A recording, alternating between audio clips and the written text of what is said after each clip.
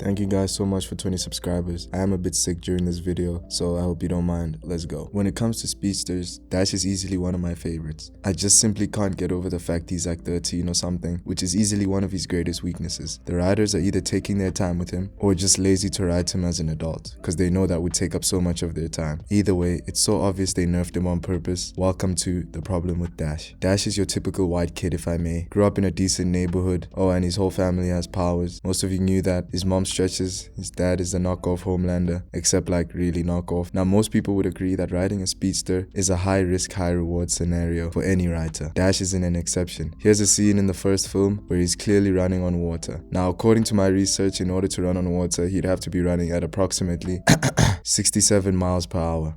I know, underwhelming, right? That seems to be the whole story with Dash. His super speed is not so super. Unlike other speedsters who seem to enter a super perception mode while using their powers, Dash kinda just has to wing it. Now one positive here seems to be the fact that he can control just how fast, or rather how not fast, he's moving. Now that might not seem like such an advantage, but most speedsters seem to get from 0 to max speed and they don't have much control over the low end. Dash can be seen controlling his speed depending on the scenario. Like here, when he's asking to be excused from dinner but wants to call dibs on the remote before his sister does. Most other speedsters would break the sound barrier in their own home, disrupting everyone else.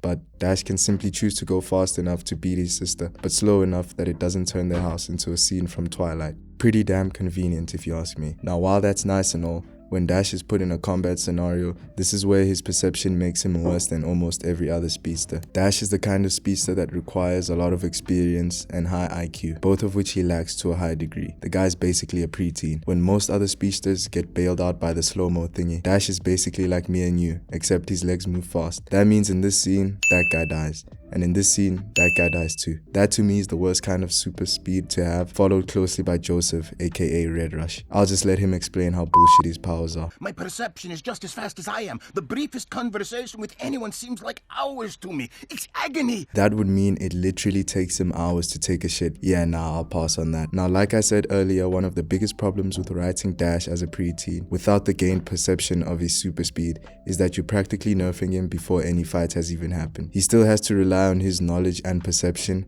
and has to make decisions on the fly, even though his body moves faster than all his opponents. Which means unless he's prime Floyd Mayweather, his best option is always to run away. Oh, but what about his super speed punches? That brings us to problem number 2, no super strength. Not even a bit. Most speedsters have something I like to call increased momentum strength. That means the sheer speed at which they can deliver their hits gives them an increase in the power delivered by each hit. In other words, faster swing, bigger damage. Dash seems to gain absolutely nothing from his super speed, so he's basically that one kid that made the team because he was fast but contributed absolutely nothing else to the team. This leads to a lot of fight scenes from Dash looking the exact same. Dash does no damage, Dash runs in circles to buy time, someone else finishes off the bad guy.